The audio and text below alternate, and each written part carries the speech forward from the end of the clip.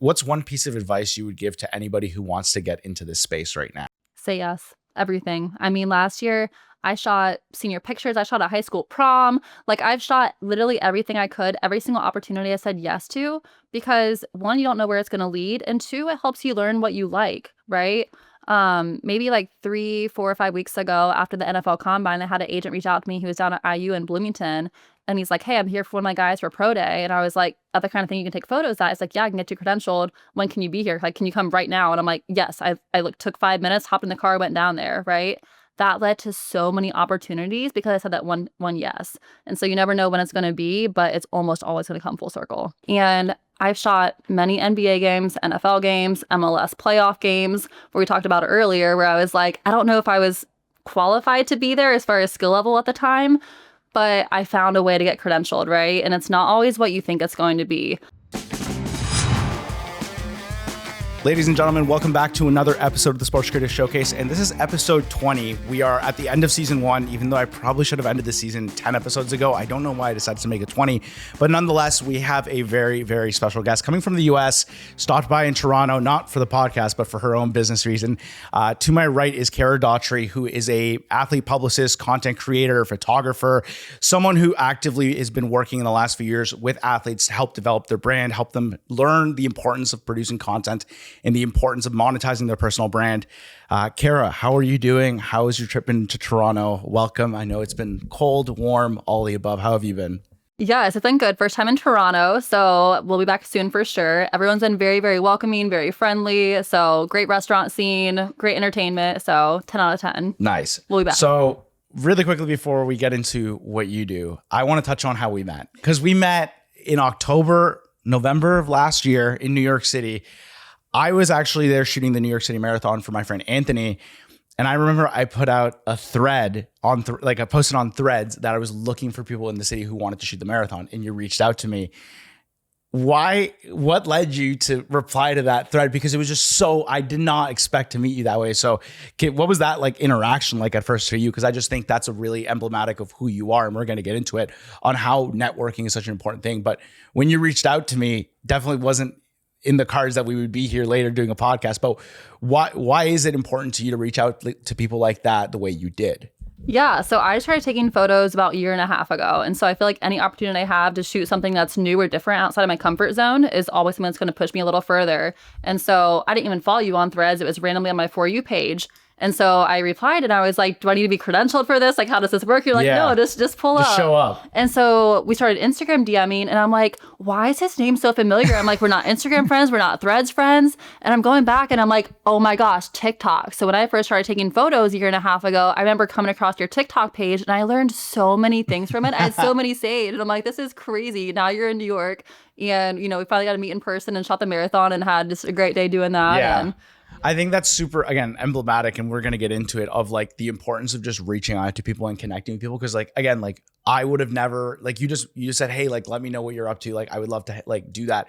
And it just developed into this, like, we ended up spending the whole day chasing my friend around the city. But it was like such a fun experience because that was my first experience doing the New York City Marathon and seeing that. But also like, I've always, like, you probably relate to this. You meet so many people on the internet randomly or spontaneously over the years, and then you realize you're the exact same person, or you have a lot of common threads.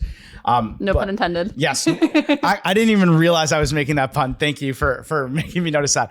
But getting away from that for a second, can you give the audience a little bit of an introduction as to who you are and what you do in your own words? I did mention you are a photographer, you work as a publicist, you help athletes and their agents kind of develop their content and their brand. But in your own words, what do you do and how long have you been doing it for? Yeah, so I kind of have a very non-traditional career path. So I'm 32 years old and started this again about a year and a half ago. I started going to school for nursing. I got my real estate license. I worked for a custom home builder for about 6 years. And then one day I just woke up and I was like, I don't want to do this anymore. I'm stressed out. I'm not passionate about it. And so I took some time off and I'm like, all right, we got to figure out what are we going to do with our life now. And I've always been, on social media doing marketing. I mean, the past 10, 12 years, when it first took off, I've always loved sports. I love basketball and I love helping people. And I'm like, how can I kind of combine all of those passions into something? And I realized that a lot of athletes on social media, you go to their page, all you see is stuff on the field, on the court, it's boring, right? Like you don't have any indication of who they are outside of their sport. And I'm like, I want to help bring their personality out, whether it's telling their story, more of their hobbies, their family, whatever it is, because they don't know how to do it. And I didn't really know how I was going to do it either, but I'm like, we're going to figure it out. And so I picked a camera up again about a year and a half ago, went on TikTok to learn how to take photos, and then kind of like the whole New York City Marathon thing, just started saying yes to every single opportunity, no matter what it was, to continue to network and practice. And now we're here. It's crazy to me when I talk to you, and we just went for a coffee before this to catch up, but like to know that you started this a year and a half ago or whatnot, and now you are working with people up to like the NBA, NFL level. Like that is something that a lot of people in this industry, whether you work on the brand side or you're working with teams or et cetera, it takes a while to get to. You've broken through really, really quickly. What do you think's been the main catalyst for you to get to that point? Because I talk about this on my channel a lot with other people. I'm like, you got to start at the base level. You got to start shooting high school. You got to start shooting college. But you've kind of moved up really, really quickly. What's helped you get there so fast up until this point with what you're doing? I think a lot of it is my experience on social media, just from my personal page, where I built relationships up. So whether it's other, agents or former players or whoever it is, people in Indianapolis who work for a certain team. But a lot of it, again, is just saying yes and showing up, because you never know what it's going to lead to. So we talked about it earlier, where if you show up and you meet this person, it might come full circle a week from now. It might be 2 or 3 years from now where you're like, hey, actually, they need help with this, or they know somebody that can help me with this. And so a lot of it is just, again, saying yes to everything you possibly can. And it was kind of a vague answer, but that's kind of how it started. And then up until where you are now, what has been the biggest lesson you've learned getting into almost 2 years of this? What's the biggest lesson you've learned that you'd want to share with like people who are just starting off and want to get to do this? Because you had this really big pivot from what you were doing before to now. A lot of people don't necessarily have that pivot and they start off doing this right away. What's the biggest lesson that you've learned so far in your journey as a creator, as a creative and a publicist, and someone who works on the branding side for athletes that you'd want to share?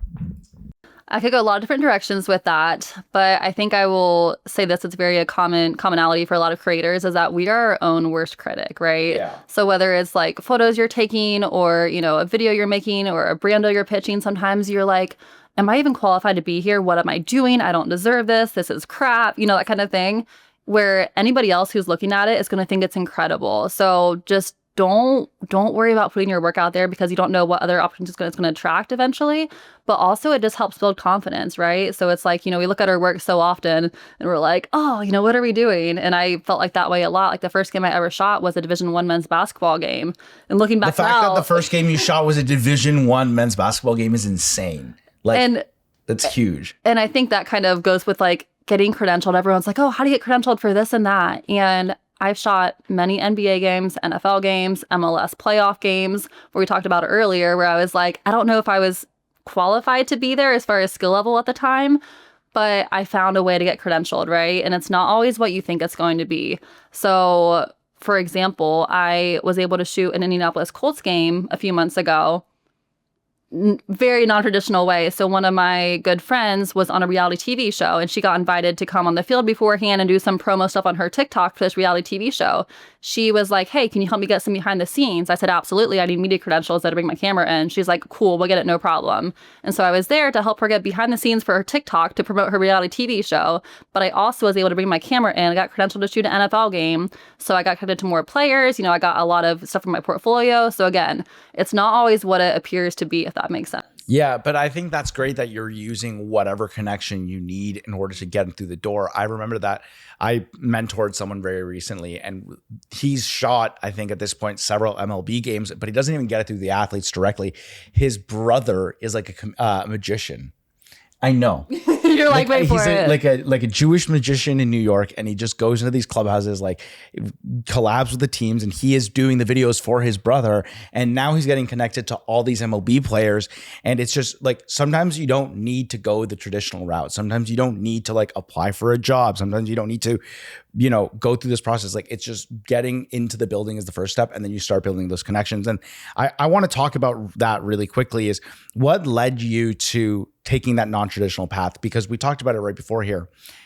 you don't always need to work with the teams. You don't always need to work with the leagues. Like, you don't need to do that path. And the athletes these days are becoming a way more accessible way of getting credentialed, getting into these buildings, and not only getting to shoot, but getting to build more connections. Why did you choose this kind of less traditional / new path of building your portfolio and your skill set using the athletes and not the teams or the leagues? Yeah, so it was kind of a second option. I was kind of forced into it. So I actually applied to work for 2 NBA teams two falls ago, in a social media role. And interviews went great, had a lot of connections, a lot of referrals. Thought I was a shoo-in, I'm not going to lie. And that's good though. The confidence, you got to have that confidence though. I'm like, yeah, I could do this as good as anybody else, if not better. Yeah. And they both came back and basically were like, hey, you'd be a great fit. We're going with somebody who already has NBA experience, which I totally knew could happen. And I was very okay with that because I feel like I'm so confident in my value that if an opportunity doesn't work out, I'm like, that was not meant for me. So that did not sting at all, not getting those jobs. But that was, a little over a year and a half ago. I'm like, okay, how else can we still do what I wanted to do? Because with socials, I just wanted to help the athletes like share their story and bring more of their personality out. And I'm like, okay, it's not going to be through a team. I can reach out to these players, right? So I ended up working with a guy who played for the Pacers G League team last season. And so I went to one of the games and I was like, oh, I should probably learn how to take photos to add some more value to this, right? And so I was able to get media credentials for all the G League games, just, season pass last year and this year. And with that, I was like, there's a lot of athletes that come through these doors, right? So I was shooting for my client, first and primarily. And then I was also shooting the rest of the team. And then every other team that came in and posted on my social media. And before long, everybody likes photos, right? It's a way to add value. It's a way to get indoors. I mean, I love photography from like the creative side of it. But there's an inherent value to it that yes. It can bring you money. It's your image, right? Yes. And everyone's always wanting photos. And so I quickly realized that is a great way to build my network up with posting photos and tagging the athletes in it because they almost always repost it. They follow me, DM me, hey, do you have more? And there's that introduction, right? Where, I give them the photos and I say, hey, I'm a photographer, but I also do this. I also help athletes with a brand. Like if you ever want any help with this, let me know. So that's kind of a good point too, is not being afraid to pitch yourself, right? It's you're your best cheerleader. Well, you may be your worst critic. You're also your best salesman. Yes. And you have to be, it's like, hey, when you add your value, when you know your value, you just have to put it out there. Yeah, 100%. There's 2 things I want to touch on there. And we talked about this earlier when we were at coffee. Number one, you have a very interesting strategy for getting the door open to talk to these athletes. And if you're open to sharing, and you totally don't have to, but when you were telling me this, I was amazed. What has been your strategy to connecting with these athletes using social media? And I think you know which one I'm talking about. Yeah. I'm going to share. I'm not going to gatekeep because I respect that. I'm confident with my value. It's just because there's cameras here and she's feeling pressured, okay? She doesn't want to be a bad person. No, I'm kidding. Go for it. So social media is a very interesting thing. And a lot of these athletes have really big following. And if you DM them, you're like, oh, they're never going to see it. They're going to see it, They're going to see it. But the thing is, so if I don't follow you and you don't follow me, and I send you a DM, it's going to go into your request folder. So you can open it, but you don't have to like show it as read or anything like that. But if I post a photo on my Instagram story, I tag you in it, you reply to it, you repost it, our Instagram DMs are now open, right? So if I ever want to talk to you in the future or pitch myself, I know it's going to go to your direct folder and not just your request. So I don't post a whole lot on my feed as far as my photos during games. I mean, I post, some, but my stories is really the heavy hitter because they're also more likely to share it when it's like they're tagged in a story as opposed to a post. Stay permanently on their feed. Yeah. It's like, okay, I like this photo, but I don't want it forever. It's on my story. Yep. And then they do it, and then all their teammates see it, and all their college teammates see it, and then they're all, on your page looking through your stories. And so that's opened up a lot of doors as posting on my story more than my feed, which sounds counterintuitive. Yeah. But like, that's incredible because like, I think that's a huge barrier. And like, I've been there where I've DM'd an athlete offering and like, you have one message and then you're locked until they reply. Yep. But the fact that like, you're kind of like dangling the carrot a little bit. You're like, I have really sick photos of you. Answer my DMs. It's like that's such a good strategy because again, you're not forcing it. You're naturally allowing that connection to happen. And then you go into your process of pitching it. And you also said like, you are your own best like cheerleader. Like you have to promote your own work. How does the process work for you then when the athlete replies to you and then you say, hey, this is also what I do. What's your process then once they're like, they kind of like take a little bit of that nibble of the carrot? Like what is, they're curious, right? What goes on after that? So let me backtrack just a little bit. And so with the whole photos, like with the DM whole situation, the reason why it works is because I'm leading with value. I'm not cold DMing Love them. that word. Hey, can you credential me? Can you do this? Right? I'm like, hey, I'm providing you this for free most of the time, essentially in the beginning. And so they're like, hey, she has something that I want that's going to help me. It's not just her saying, oh, this is in it for me, that kind of thing. Yeah. And so leading with value is always the most important thing. So I'm really big on the relationship side of it, which is why now sometimes I work with high school kids, like I never thought that I would, but I'm like, hey, they're going to play a year in college and they're going to go pro. And if I met them when they were a sophomore in high school, they're going to remember me, right? And so I'm very quick where I'm not desperate for clients, so I'm not like, hey, you need to sign with me tomorrow, right? Yeah. I'm like, hey, let's get on a call. You're just saying, hey, this is an option. Let me know if you want to do it. And so I recently changed my Instagram bio and I made it kind of vague. And I said, helping athletes build their brand, which has opened a lot of conversations too, because it makes them curious. They're like, hey, how do you do this? And I'm like, a little bit of everything, I'm like, we're gonna help build your platform on social media, because it's not only gonna help you now by getting brand deals and all of that, but your fan base is I want them to like you because you're this person, not because you play for the Toronto Raptors. I want them to like you because you're so-and-so, right? It's going to help you now, but then also your playing career is finite. God forbid you have an injury and you're done tomorrow, but whatever you want to do afterwards, those fans are going to follow you, whether you want to, open a restaurant or start a clothing line. They're going to continue to support you in whatever you do afterwards, right? And I think that's really important and something that I think athletes are just learning now. And yeah, like I'll buy it. Social media has been around for a little bit, but I think athletes are starting to understand the importance of their identity and their brand beyond just sports. And not a lot of athletes probably don't like doing it. They just want to play their sport. But I think the ones that are noticing the value of showing what they do on a daily basis, not just like, I'm a guy who wakes up and goes to the gym, puts some shots up, and then I have game. Like, no, like you have interests, you have values, and that only doesn't bring you like just opportunities down the road, but it's money, it's finances that come apart from your contract. Like you said, if you tear your ACL or you have an Achilles tear, or God forbid something happens, like, what else do you have to lean on once you don't have a contract? And I think that's a really important thing you're doing. And you're also educating people at the same time. I think that's also another thing. Like, how have you found the education side of it, helping these athletes not just execute, but understand? What has that experience been like? Because you're getting them too when they're really young. And I think that's a really big thing, because I think a lot of people who watch my channel, my content, think like, I want to work right away with the big dogs, the NBAs, the NFL athletes of the world. Getting them in the high school level is really smart, because they're like you said, eventually they'll go college. Some of them might go pro. Like, what's that process been like, educating and helping them learn the importance of this?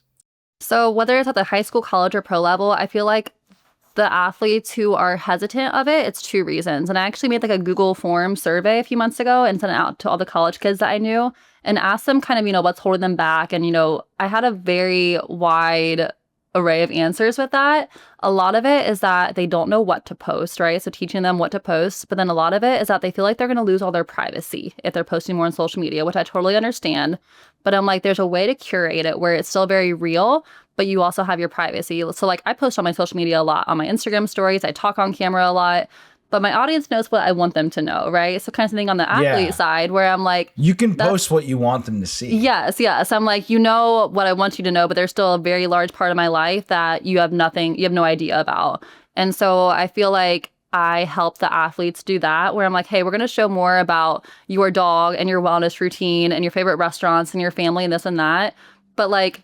your dating life is still going to be very private. Yeah, this like is, you know what I mean? Like, I'm not giving them the security code to your bank here. We're showing them what you want to show them. Like, it's not page 6, right? So I think once they understand that they can still post more and show more of their personality while still maintaining their privacy, that's when it kind of switches for them. Yeah. I think that's also a really important thing, because I think we forget that athletes are generally pretty private people. And even at the youngest level, like, they're very like aware of like, people might want to take advantage of them. People might want to use them for situations financially to benefit themselves, et cetera. And I think that's a really important thing you're showing. It's like, you can still do this in a responsible way, but in a way that benefits you, and you don't have to show the rest of your life. And I think that's awesome. What's been your biggest challenge so far in this journey of kind of starting your own business, working in an industry that you're very new in? What's been the biggest challenge you faced so far? This could be a whole podcast itself. I know we kind of touched on it a little bit earlier when we were talking offline. Being a female in this industry has its pros and it has its cons, right? And I feel like it takes a lot longer for people to take me seriously, especially in the photography space, where I shot an event Chipotle Nationals this past weekend in Indianapolis. And I would guess there were probably 40 photographers and videographers.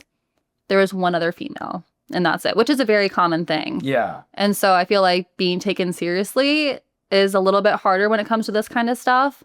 And then on the opposite side, I feel like keeping the main thing has been difficult, where there's so many avenues you can take as far as being a freelance and being your own boss and working for yourself. And you're like, oh, I kind of want to go explore this. And in the beginning, you have to kind of throw everything wherever and see what sticks, right? Like see what makes money, see what you're passionate about, see what works, get your systems in place. Yeah. And then now I'm at the point where I'm like, hey, here's the direction that we're going, but there's always other little things that are kind of popping up like, oh, I could do this, or oh, I could do this. And it's like, focus on the main thing right now. You don't need to be everywhere. Yeah, it's kind of like you're spreading yourself too thin. Mm-hmm. And I kind of want to touch on it because you do two things really, really well. You obviously capture content and you're a very good photographer, but everything you've just talked about before I asked you that question was strategy. And it's like the understanding of how social media works. How do you balance being a photographer and becoming a better photographer with also taking the time to understand what goes behind branding, what goes behind creative strategy? How do you take the time to balance those two to make sure that you are putting in as much into one cup as you are the other? Because both are important. One, in your case, one can't live without the other, but how do you make sure you prioritize the growth in both of them? Because I think that's where a lot of people struggle. It's like you are focusing too much on the business, so your creative isn't working, or you're focusing too much on the creative where your business is failing. How do you balance the two? Yeah, it's hard. So like last week I was in the gym for, 10, 12 hours a day shooting, multiple games a day. And then I'm up till 3 o'clock in the morning editing every single day. And then you're up again the next morning at 7 o'clock to do the same thing. And you're not only exhausted, but also those 4 days, I was not able to work on anything else client-based because I was in the gym shooting the entire time. You're executing. Yeah. And so you feel like you're kind of behind the 8 ball on things after that. And so it's tough because things like that, I mean, obviously it was, a paid job, but also a lot of networking opportunities, a lot of star power there, all that kind of stuff. I feel like this is going to sound so cheesy and so cliche. Nah, be cliche. Everyone asks me if I get tired because if you know me, everyone's always like, oh, you're in this city now. Oh, you're here. I'm literally never home. I'm always doing these little side ventures, right? And everyone's like, are you tired? And I always say no. Because I feel like when you're so passionate about what you do, you don't get tired. Like, yes, physically every once in a while, I live off Celsius. I know, it's horrible. Don't kill me for saying that. But I don't get tired because I love it. And my brain is just constantly moving. And there are so many nights where I just cannot sleep because I'm like, oh, I have this idea for this client. Oh my gosh, I love to work with this person, or this brand would be a great fit for this person. And I don't know, I just feel like it's been, a year and a half now. And I feel like I'm so on fire about it since day one that I just don't get tired of it. Yeah, I think that's the thing. And I agree with you. I'm very much in the same position as you. I think for the entire month of March, I was in a different city every weekend. And I would come home and all my friends here would be like, how are you alive? Also, I'm showing up to things on 4 or 5 hours of sleep. They're like, how do you, for me, that exhaustion is worth it because number one, I've been home now for a few weeks and I can relax. But it's when you, the whole cheesy concept of when you love what you do, it really isn't something that puts you in a situation where you're if you're working 9 to 5 that you hate and you're coming home exhausted and miserable, no, I'm coming home accomplished. Yesterday, I was on set, like I told you, and I come home and I have to work that night, but I'm fine because I feel super accomplished about what I did in the day. So that's the same thing, I'm sure, for you. This is something I love talking about with people who kind of get this opportunity to travel a lot for work and be in different cities. There is the reality that people see on social media. Yes. You get to travel, you get to be on planes, this city, that city. This NBA game. That NBA game. Yeah. What is that actually, reality wise? Yeah. You are tired. What is the reality of doing this in sports, of working and going from city to city to city every week or weekend? What's the actual reality of it? It's a grind. Yeah. It's a grind. And I am a creature of habit. So I love my morning routine. I love going to the gym first thing in the morning. I love cooking, having all my healthy meals. When you're on the road, you don't get any of that. And so you have to learn to thrive in chaos, right? I love that. Thrive in chaos. Thrive in chaos. So in the beginning, it was very difficult for me because I was like, oh, I just want to be able to, go back to my gym 4 days a week and this and that. And I'm like, this is I hate the word new normal after COVID too, but it's your new normal. And so you have to learn how to deal with it, right? So it's like, hey, I'm not going to have like the consistency that I normally have with if I was at home, but I also wouldn't trade it for the world. And I think a lot of that comes from having a previous career where I wasn't traveling. I did have that routine and stuff. And now I love basketball. Like I can't tell you how many times this past week. I mean, I was in the locker room with Dynamic Prep, the high school out of Dallas, Texas. The head coach is Jermaine O'Neal. His son plays on the team. And I'm in the locker room, is kind of giving the post-game speech. I was tearing up because it was just so powerful. And I'm like, how beautiful of a blessing is it that I get to work around the thing that I love so much. So whether I'm, taking photos or coaching or playing or just watching, I just adore the sport and being around it. So I think that really pulls through too, where everyone's like, oh, I want to work in sports. I want to work in sports. You're only going to survive if you love it. You have to be doing it for the right reasons. And I feel like a lot of people just see the cool part of it, where it's like, oh, it's flashy and, professional athletes and sports and this and that. And there's so much more to it than that. Yeah, it's actually, that's very reminiscent of one of the first episodes I did this podcast. I did it with my mentor who now works as a creative director for a CFL team. And like, he put it the same way you did. Just like, he was like, if you want to work in this industry, you have to fucking love it. Like you can't just kind of want it. Like you really, really, really have to want it, especially because like, I mean, I will say you skipped a lot of the steps that I think a lot of us had to go through. So it's not the best example, but like I always tell people, I'm like, in very few cases like that aren't something like yours, the way to get it, it's like it is a grind. You are slogging your way through. There's a lot of sleepless nights. There's a lot of work you don't want to do, but like at the end of the road, there's always that light at the end of the tunnel where you get to be where you want to be.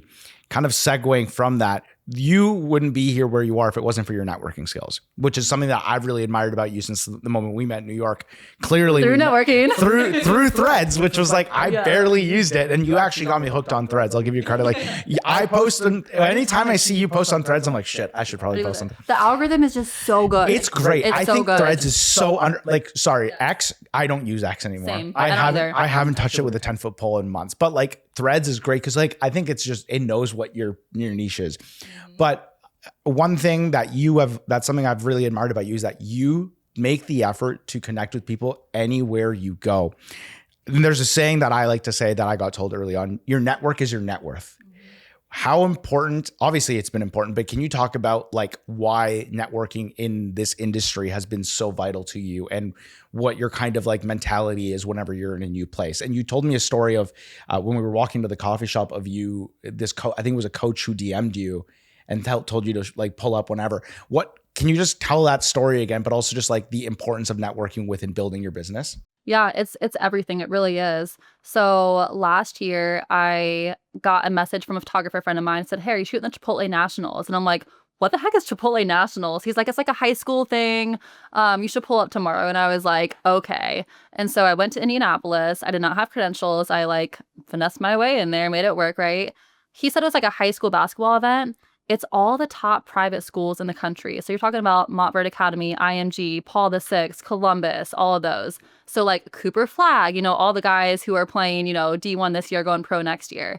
And so shot the first day, posted on my Instagram story per usual. And some of the Montverde boys coaches were like, hey, we love your photos. You're going to be here tomorrow. And I go, actually, I don't have credentials. They're like, we'll get you a team pass. You're good. And I'm like, okay. So here I am. Montverde boys win the national championship. I'm in the locker room with Cooper Flagg and all them afterwards, recording, getting photos, videos, all of that. And so I not only know those kids now, but then this year when Chipotle Nationals came around, I'm shooting for Montverde boys, girls. I'm shooting for Dynamic Prep. I ended up shooting for Columbus with the Boozer twins, so it's all because I said yes to that one thing last year that led to so many connections over this past year. So you just never know if it's going to come full circle 2 days from now or 2 years from now. Quick pause from today's video because I just want to take a quick second to say thank you to all of you who are watching and engaged with my content over the last few years. Whether you've been subscribed, dropping comments, liking, or even just watching these videos, you have no idea how much I appreciate that and how much it's helped me progress and grow this channel to where it is today. And I really just want to say thank you for a quick second, because I would not be here where I am today making YouTube videos on the side of what I'm doing if it wasn't for your incredible support over the last little while. You guys know very well that I'm here because I want to help you guys grow and break into this industry in the same way I did. And I know that is a pretty big task and something that can be really intimidating, from figuring out how to shoot sports, nailing the right look, or even breaking into the right rooms and learning how to network with the right people to get opportunities. It's not the easiest thing in the world, but I'm here to try and provide value and help you guys along the way. And there's one other way that you guys can support me and that I can help you guys that I want to talk about really quickly. If you've ever gotten value from the content I'm posting here on YouTube and you want to support me a little bit more directly and also get more bang for your buck on how much you can invest in this industry, I actually have a full digital storefront website with a ton of assets and resources to help people just like you guys who are actively working or trying to break into the sports creative industry. On my digital storefront, there are a ton of products that I've been curating over the last few years in order to help you guys create content better and faster than ever before, like the LUTs I use to color grade my videos, the Lightroom presets I use to edit all of my photos, and even strategy guides and email templates for how to reach out to sports teams and get opportunities faster. No pressure whatsoever, but if that sounds helpful or interesting to any of you, just know the link will be down in the description below for you guys to check out my digital storefront and all those assets I previously mentioned. And even if you don't end up buying anything, your support by just watching today's video means the world to me. Anyways, that's it for me. Let's get back to today's video. No, and I think that's absolutely true. It's just like connections down the road, like it'll always come back. And especially when you're just a good person. We talked about that too, like the importance of just being a kind person. But the other thing I want to talk about is, and I mentioned this before we got on this, you project really confidently. And I think that's such an underrated skill. And I think we all deal with imposter syndrome. We all deal with this shit. Like you, and I'm sure with you, like you've only been doing this for so long, a year and a half. Like you said, it's like you said, I might not be qualified to be here in terms of skill, but I'm here. But how do you, what is the important part about you about projecting who you are in a confident way? And how does that help you when you get into these rooms where you are probably one of the very few girls there, but also one of the people who hasn't been at it long enough? But how do you walk into these gyms and rooms and make sure people understand what you're there for? I think it's just a growth process as a human being and not really even on the creative side. So I'm really tall for a girl. I'm 6'2". And I used to be very insecure about that. I mean, I would always try to shrink down and I was very shy, backwards. I mean, just you would never guess it knowing me now. And so I think a lot of like the personal growth journey with being confident who I am as a person has carried over into my professional life. I think a lot of it too, like the comparison game, we all get stuck in that. And so there are a lot of photographers that I followed in the beginning of my career that I'm like, oh my gosh, I love their work. I'm inspired by this and that.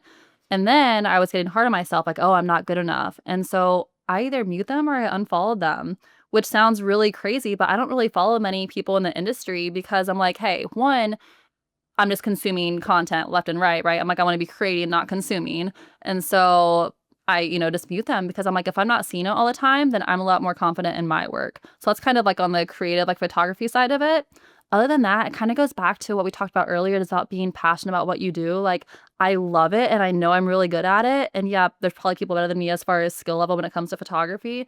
But as far as the branding stuff and like having the out to tell our story, I know what I'm doing, right? Yeah. And I know that I can help anybody who's committed to it. And that's kind of a thing too, where you learn in this industry, people say they want to do it and they don't actually want to do it, right? Like, I cannot drag you along. You have to want to do it yourself. Like, I have clients who are fantastic communicators and very proactive and like, hey, can you work with this brand, or let's do this, or let's start a foundation. And you're going to have other clients that aren't going to text you back for a week straight and you feel like you're their mom, like blowing them up, right? So finding like your like target demographic too.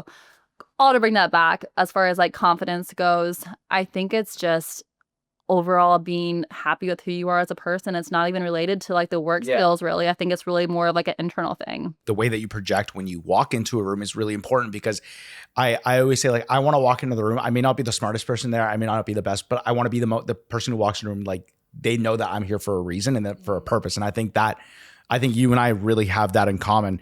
When it comes to running your business and everything along that lines, is a lot of the athletes you're working with a lot of outbound, or are you starting to realize there's more inbound kind of inquiries? And how has that been like? Because obviously reaching out is one thing, is something you're really good at doing, but do you find now as you're getting into year 2 and year 3, is it switching into getting more inbound as well? Yeah, I think at the beginning, you have your list of like your dream clients, and some you're like, why did I even say them? And some you're like, okay, like I really have my dream client right now. And then a lot of it is referral based. So I shot like I used Pro Day like maybe a month or so ago, and the client posted some photos and videos, and I had a bunch of new followers from that. And one of them would always watch my story and like some of the things sometimes. And he finally DM'd me. And he was like, hey, like, here's who I am. I've been following you for a couple weeks now. I'd love to learn more about this. Can we hop on a call? Absolutely. He's going to be in the NFL draft in a couple weeks and wants to sign as a full-time client, where I didn't even know his name, a month or so ago. And that was all just from a client sharing something, and he saw it. So kind of goes back to what we talked about earlier, is don't be afraid to share your work, because you never know who's going to see it and who's going to be attracted to that. So I think, when you're doing this kind of business, you don't have to have your own social media presence, but it sure as heck helps, right? Where it's like, hey, if she's doing it herself, she can do it for me. If you have someone who has 100 Instagram followers and they're saying, hey, let me help you build your brand, they're like, what do you know about building a brand? Where's the proof of concept? Right. And so it doesn't always have to be through yourself, but it definitely helps. How have you managed to build your brand over the last few years, and what has helped you a lot in order to be recognized as an expert in your space? So I actually started doing this way back when Instagram first started. So I live in North Carolina on the beach, and there's a surf company called O'Neill, and I worked for them. This is probably 10, 12 years ago now. I was like an ambassador for them. Okay. And so it was a lot of, brand partnerships and that kind of stuff through O'Neill. And then I started working with like local surf shops, and it just kind of took off from there. And over the years, kind of ebbed and flowed, where, I just kind of maintained it for a while. I wasn't really proactive about it. And then maybe 2 or 3 years ago, even through real estate, I would, network with realtors on there. And I think now it's being very in line with brands that you want to partner with. So like as a creator, as someone on social media, you get emails every single day. Oh, hey, will you help, or let's promote this soap company. Why would I promote a soap company, right? And that kind of opens up a whole nother like wormhole with like NIL and NCAA March to Madness. All of these collabs, I cannot stand them, right? There's the cheesiest ones, and I'm like, I get it. They're paying you a crap ton of money, but like, let's like focus on some brands that actually align with your lifestyle, right? Some like health and wellness, or, like meal prep. You need to be authentic. Yeah. And so I think that by me being authentic with my personal brand and what I choose to promote, it helps them learn more about me, because I feel like they know me and can like know, like, and trust me before they're an actual like client of mine. But it also helps them realize like, hey, she's going to help create my brand like in a good way, and not just say, oh, let's partner with this olive oil company. You know what I mean? Yeah. So I think it helps them by learning what I do on my social media as far as what I could do for them. It's like show, don't tell. You're showing them because you're building your brand in a way that's authentic and true to you. And I get it. Like as someone who's also building a brand, like I get a request here and there. I got a request for like a hair like growth product once, and I'm like, why would I ever say yes to this? Like I have hair, like, you know what I mean? Like it doesn't. Exactly. And like if I say yes, like yeah, I'll probably get money, but like it doesn't feel authentic, and people can see that. Like people can see the authenticity. And I think especially when you get into the space of being a pro athlete or anyone with celebrity status, if you want to call it that, people can see through that stuff. So I think it is really, really cool that you are actively making sure that you are setting the example for what you want your clients to do.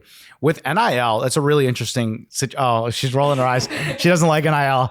I don't know that, but like with NIL and athletes being able to make money off their image and likeness now, how have you seen this shift change with athletes like really understanding the importance of having good content, having an authentic brand in order to get those deals? Or is there something about honestly NIL? It hasn't. They don't get really? It yet. Really? So I've met with a lot of NIL directors for big universities, Division I universities.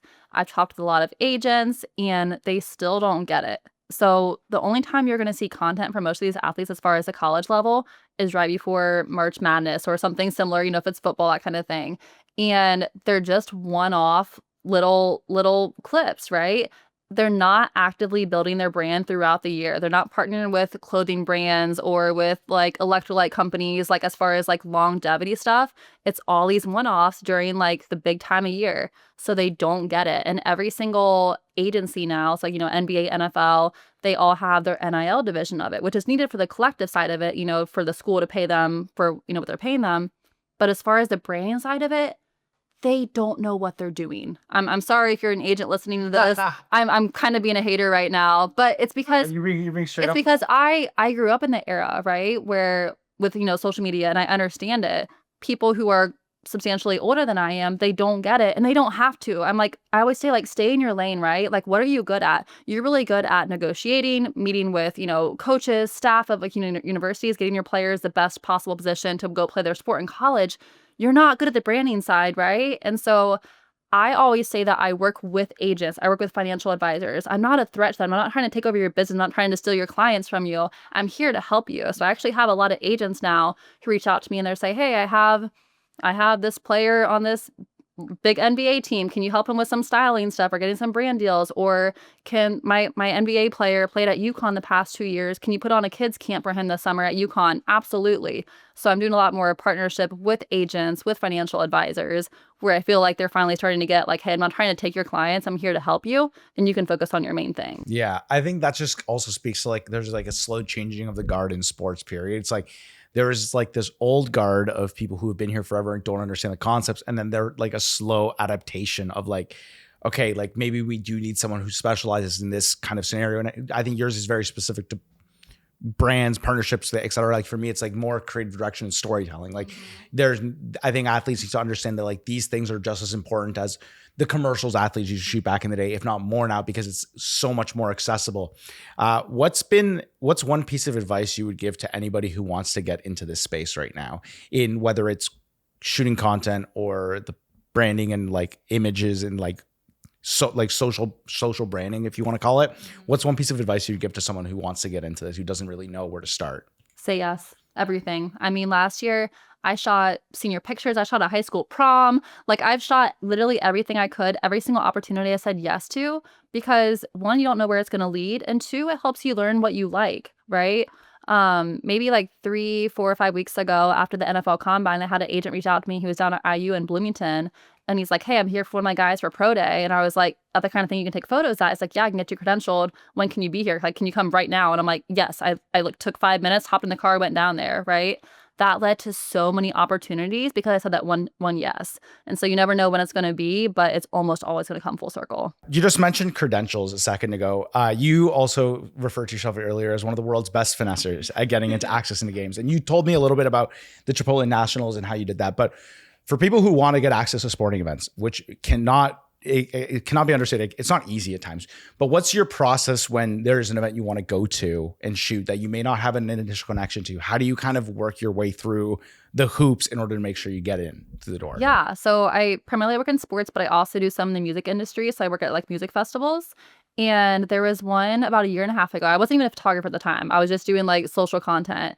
And I really want to work this one. It was in South Carolina. It was the first one. It was called Voyage Music Festival. So it was like Khalid and Bryce Vine and 2 friends and all of that.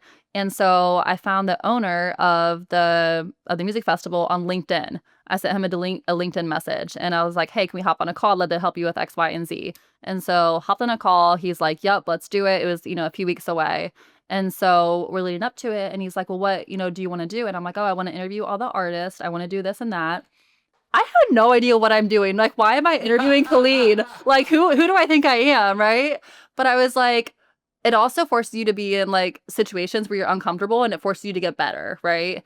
And so, yeah, I reached out to him on LinkedIn and I led with value. Right. So I didn't just DM him and say, hey, I want to come, work at your event.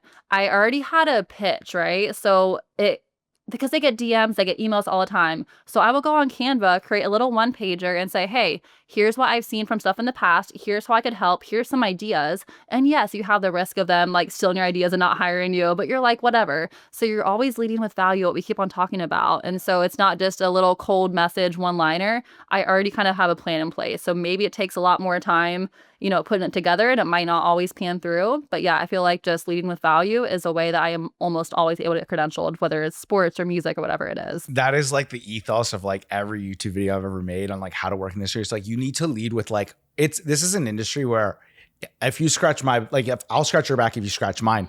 And for me, like I can't credential people. Like I work with the NHL and I can't credential, but the amount of like messages I'll get that'll be like, hey, can I get a credential? Like, even if I had the power in me to give you a media pass, why am I doing it? Like, just because you want one, or is it because like if there's a difference when I see the message come through that says, hey, I want to offer you this, this, and this. All I need is access. The thing I want to touch on there though is a lot of the times you end up doing this for free, which we talked about. You can say yes. Where do you balance saying yes for free and then also saying yes, but I need money? And I know when you reach out, I like to say typically when I'm reaching out to an organization or a team, I'm probably not expecting to get paid. But where do you start to pitch the balance of like saying yes to everything for access, but then also being like, hey, like my work costs money, I have value? Where do you kind of bridge the gap? I think it depends on two things. One, if it's something, so like the one in South Carolina, I just loved all the artists and I really wanted the opportunity. And so I was like, hey, if you cover all my expenses, I will do it for free, right? And totally okay with that because I had such a fun time. And then there's other things where I'm like, I will do it for free because I know where it can lead to, right? So I'm like, hey, it might not pan through today, but in 6 months from now, they're going to remember that I did this for free. I shot this, or I was able to meet somebody through it. So I think it's one of those things that once you build more confidence in your value, you're okay with charging more, you know? So I work at a music festival in Ohio. This will be my 3rd year doing it. And I was like, do I do it this year? I have so much going on. And I'm like, I love it. It's so much fun. But I'm also making substantial money doing it now because it's my 3rd year and I proved my value, where when I asked for a raise, he didn't hesitate to give it to me because I laid out, I said, hey, I've done X, Y, and Z. Here's the stats, you know? So again, leading with value. And then, but this is now value backed by results. Exactly. And that's where you have the leverage is like, okay, like I've done this now for many years, but now you see the results. Let's talk shop here. Exactly. Yep. So a lot of it, you know, when you're beginning, you know, taking photos, it's building that portfolio and you have to do things for free. I did so much stuff for free last year and my car has 1 billion miles on it. You know, I'm surprised it hasn't broken down. You drove it to Toronto. I from really drove to Ohio. Toronto. Yeah. And so, yeah, you have to take some L's sometimes, you know, and then I worked for Victory Insoles this past weekend at Chipotle Nationals and I saw that they were a sponsor for the event. And so I sent about 20 emails. Finally, somebody replied and 20 emails is crazy. Like through like LinkedIn and stuff, just trying to find the right person. No, I'm like literally commenting on their TikTok videos like, hey, please email me. Wow. And so someone replied on a Monday. I was on a Zoom call on Tuesday, working for him on Wednesday. That is relentless. Like that is, but like you want it that bad. And I see that. One thing as we wrap up, I want to touch on that we talked about earlier, but I saw this on your threads not long ago. I could go through your threads and have like a million discussion topics on this, but I think it was you who said something along the lines, and I've said this on my own way too, is like for every yes you get, there's like a dozen or more no's. And you said it earlier. It's just like, you had 2 NBA teams interview you and you got no's. I relate to that. I had 2 interviews with 2 pro teams before I got to the NHL with my job now, and I got no's both times. And at the time it sucks. Like it's super like, you know, you take it personally at the start. But how do you make sure when you get those no's that you use it as a way to power through versus letting it consume you? And how has like understanding that like with every yes there's 10 no's, how does that help you move forward in your career?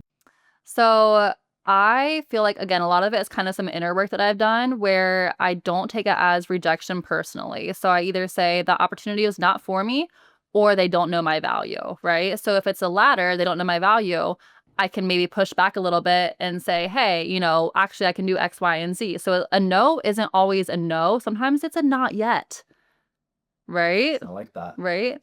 And so like certain clients I want to work with where, you know, I may have been pressing them for 2, 3, 4 months. And then I keep on posting on socials. Oh, we're doing this. Now we're doing this. And it's kind of intriguing them. And then eventually they're like, hey, tell me more about this. So yeah, it's not always a no when you get it.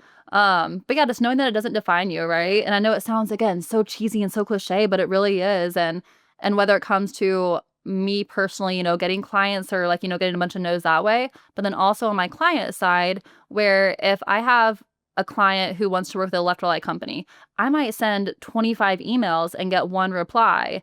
And so it's kind of interesting, like on when to pull them into the conversation. And they're like, hey, what's going on with this company? I'm like, oh, they didn't reply. That one's a no. And they're kind of like, and I'm like, this is a very normal thing, right? Yeah. I'm like, I'm going to send out 100 emails. I'm going to get maybe 10 replies. We're going to get 3 yeses out of those 100 emails. So just like keep on pushing every single direction, so whether it's email or LinkedIn or Instagram, just keep on going until you either get that solid no or maybe they're just never going to reply, and you have to be okay with that. There's a saying I've been told recently: rejection is redirection. Like, it might not be the right situation, but at the end of the day, if you believe in it enough, you will find someone who believes in your value. But I also love the idea of like, a no might just be not now. What was it? No is not. As not yet. Not Yeah. yet. Yeah. And I was telling you before, like when we were at the coffee shop, I had a shoot yesterday with a client who originally was never going to be a client. Like, they reached out to me asking about camera stuff, and I took the time of the day to reply. And then when the opportunity came, I was the first one they thought of. So it's like, it's just sometimes the timing has to line up with what you're offering. And, you know, not everyone, and I think you might also understand this, like not every athlete is in the position financially or with time or where they're at in their career to say yes to whatever you're offering. But that doesn't mean that down the line, they won't look back at you and be like, hey, like, I really want to work with you. I really want to like give me what you're offering, kind of deal. So I love that. And that's why it's important to keep on showing up as far as your own personal brand too, where it's like, hey, you're always staying top of mind. They're always posting this. Oh, Caras in Toronto working with this guy and they're doing this, you know? So they're like, oh, that could be me. So that's why it's so important to keep on, you know, being active on your own personal page too, because there's a lot of people in sports who do things behind the scenes and they're phenomenal and talented and make things work. But I feel like for someone like you and I who is trying to, you know, do just a little bit more and like do it more independently too, it's so important to keep up with that on our personal pages. Yes, great. Show people what we're doing. 100%. 100%. Like, it's like the concept of like show, don't tell. Like, I want to show you what I'm doing versus like, I can tell you what I do all the time, but if I show you a photo I take, it speaks way more. Keeping the gears turning on, kind of wrapping up here. We talked about being a female in sports earlier a little bit. And I have a question for you. Just, this is something I ask a lot of the females that come on to here, and also just people from different backgrounds, because working in sports isn't always the friendliest situation. What advice would you have for other women and girls who maybe want to be in your position or have struggled to be in these rooms or locations, like in these media rooms or on these sidelines shooting? What piece of advice do you have for them to keep going or to pursue what they want and not to be intimidated by the environment that they're in? I feel like being a female in sports, there's the preconceived notion that you are the social media girl. This is not hating on social media girls, very much needed, all of that. But it's kind of an assumption that's always made. And so when you find that there's these girls that are, you know, photographers or videographers or doing things on like the athlete management side of things, or even like NBA agents, there's so many phenomenal female NBA agents. I feel like, again, it takes a lot longer to establish like credibility. But as far as advice that I'd give someone is to, I know it's, again, all this sounds so cheesy, but it's so true, right? I think the cliches work. It's a cliche for a reason, right? Yes. Is that you belong, you know? It's like you look around the room, and I think just kind of being proud of yourself that you made it there, you know? Like I said, last week I was shooting probably 40 media people. I was one of 2 females. And I was like, Cara, I'm so proud of you right now, right? Where it is intimidating sometimes, and you're like, oh, do I belong here? And the more that you do things, the more confidence you build from that. So just knowing that you do belong and that you just keep on saying yes to things really pulls through. I love that. And I'm also just going to caveat here, like, also for the other people on the side, like, this should be a much more open and welcoming space. Like, and I think that's on everybody to make sure of that. But I love that piece of advice. The final question here. What is the piece of advice that you would give to the younger version of you who was just starting off? And usually I ask, like, what's the piece of advice you'd give to someone just starting off? But to the Cara a year and a half ago, 2 years ago, what piece of advice would you give her as she was figuring this all out? So one of my favorite podcasters, authors, speakers, his name is Ed Milet. And he always says, you are the most qualified to help the person you used to be. And I think about that a lot because, like you, I get DMs all the time from people who are aspiring, you know, photographers, want to work in sports. And sometimes I don't have the capacity, but if I do, I will always reply, set up a call, like, how can I help you? And I think the piece of advice that I would give me when I was first starting out is that it's not going to look like what you thought it was going to look like. So over the past year and a half, that. Like things have changed a lot. And again, I was very confident in my skills and abilities, but I had no idea how to make it a business, how to make it, you know, financially sound and all of that. I had no idea how to structure things. And a lot of things that in the beginning, I'm like, why did you do it that way? You know? And so I think that just being open to it looking different than you thought it was going to be. It's a process. Like it's never gonna, like you're never gonna look back. You're gonna always look back at your work and everything, and then you'll be like, what was I doing? But you were just learning. Like it's like a learning process the entire time. And whether you've been doing this for a year and a half, 2 years, and like me, I just realized I've been doing this for 8 years. I'm still getting old. I'm still learning. Like every single time I go shoot, every single time I meet someone new, like every single time you and I talk, like I learned. I don't know, like even knowing that like Threads used to pay money, I had no idea. Like until today.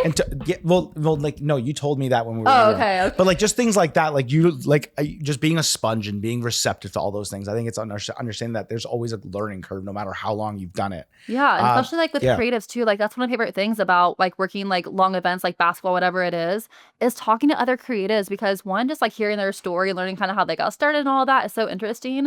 But then also just like, I'm a big person. Like I hate complainers, right? Like, oh my God, I hate it. Like I mean, like you can vent to me for a second and then we're going to figure out a solution, right? But if you're a chronic complainer, I don't do that. That's a whole other bag of worms. But on the flip side of it, it is refreshing for people like you who understand what it's like working in sports and the late hours and this and that to kind of like vent about it for a minute and be like, hey, it's not just me. You know what I mean? It's a safe space. Like there's only specific people I can vent to. Like if I go to like my friends who like don't work in sports or like do, but not in this capacity, they're like, it's one of my mentors said this. She's like, sometimes like my friends will complain about their job and like, I didn't get this report in, I didn't do this, I didn't make the sale. What's the worst thing that happened to you? Oh, this guy tore his ACL and now he's out for the season.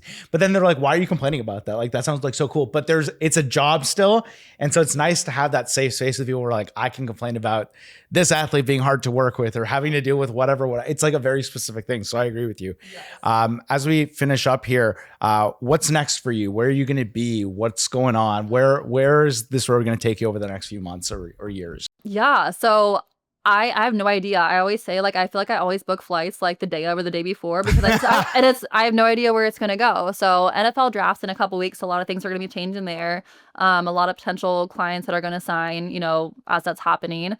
But yeah, a little bit of everything. I'm working for a music festival in July. That's a week long. Then the next day I'm heading out to Vegas for NBA Summer League. And the next day I'm going to Indianapolis for TBT, the basketball tournament. Then our brother gets married. And then, it's just, one thing after the next. It's a busy summer. Yeah. Everyone's always like, oh, like is off season slower? I'm like, there is no off season. If anything, the off season is busier, So yeah, I don't know. And I think the big part of that is just being open to whatever comes, where again, it's not going to look like what you think it's going to all the time. And so certain things that come up, it's just saying yes. And it might be your dream client or your dream brand that you're working with and just being open to new things. I'm really big on like manifesting and putting things out in the universe. I don't know who's going to watch this podcast, but if you could name 3 dream clients that the universe might make someone watch this, you never know. Whether it's a brand or an athlete, put it out to the universe. I would love to hear. Oh, all right. Can you do a little pause right now? A little time out. I feel like a lot of my quote unquote dream clients are dream clients because they're already doing well. You know what I mean?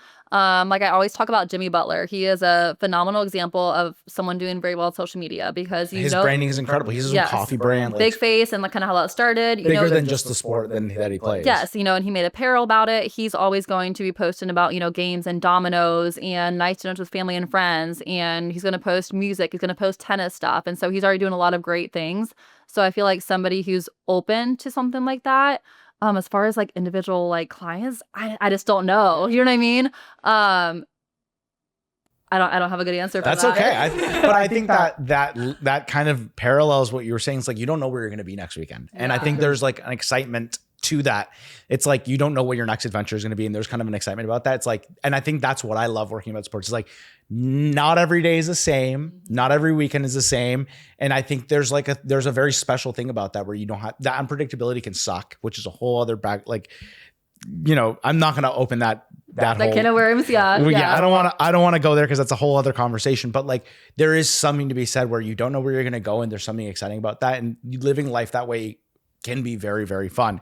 But anyways, as we wrap it up here for good, because I've been saying that for like the last 3 questions, where can the people find you on social media? Where can they connect with you, reach out to you, et cetera, et cetera? Yeah. So funny story. I made my Instagram when I was like in college, right? And so I've always considered, do I change this to more professional? And I made a poll and everyone's like, no, keep it. And I'm like, okay. So my Instagram is Care Bear. So it's CareBearr with 2 underscores. And then my email is Cara, Cara at Cara-Renee.com. So feel free to DM me, email me. You are the first person who's ever dropped an email. You know she means business when she's dropping an email address on this. No, but I love that. It's funny. People get so attached to things like our handles. I've been like thinking about retooling my handle forever. And I also put up a story because like mine's 77J Morales because 7 is my lucky number. And everyone's like, no, like that's your brand. Keep it. So I'm like, okay. So Care Bear and then the email, I will leave it all in the description below. Thank you so much for coming on the show. Safe drive back to Ohio, where you're from, right? So she's making the trek back after this. So thank you for coming on. Thank you for making the time. And that is it for episode 20 and also it for season 1. So if you've listened, viewed up until this point, thank you guys so much for watching and enjoying. And leave me comments down below. Leave her questions in the comments as well. Go follow her. Go email her. If you are an athlete and you need branding strategy and content, go email her. But that does it for this episode and this season. Thank you guys so much for watching, and we'll catch you guys later. Peace.